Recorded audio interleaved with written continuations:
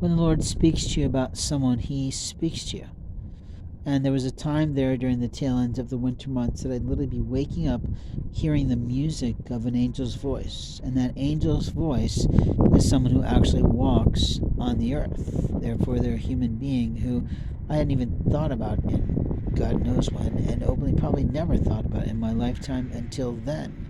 And openly, God says, this is an amazing individual. This is a person doing something right now that's worthwhile. This is a person who's changing the world. And this is a person who really has the understanding of what it is to be, well, a girl.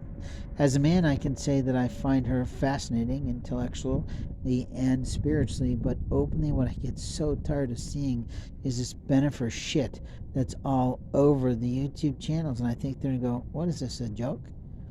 You make this film, and it makes me now not even want to bother to see the film anymore, because clearly that was just a fantasy world.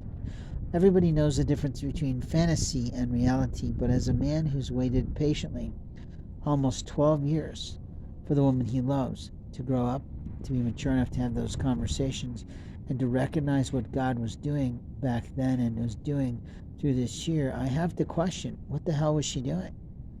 Who was the person who showed up in an alleyway? Who was the person who showed up at McDonald's? Who was the person that keeps hovering in the middle of the night? And who is the person that enters in my dreams? You see, there's only about 2 women in the world that can supersede a passion and a love that has waited for 12 years. And openly, those 2 are really different.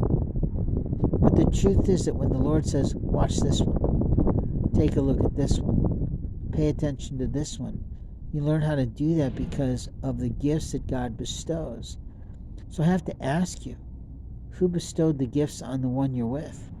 What gifts does that individual have so well that you thought you could supersede God's plans for you and me or anyone else that God's put on your path?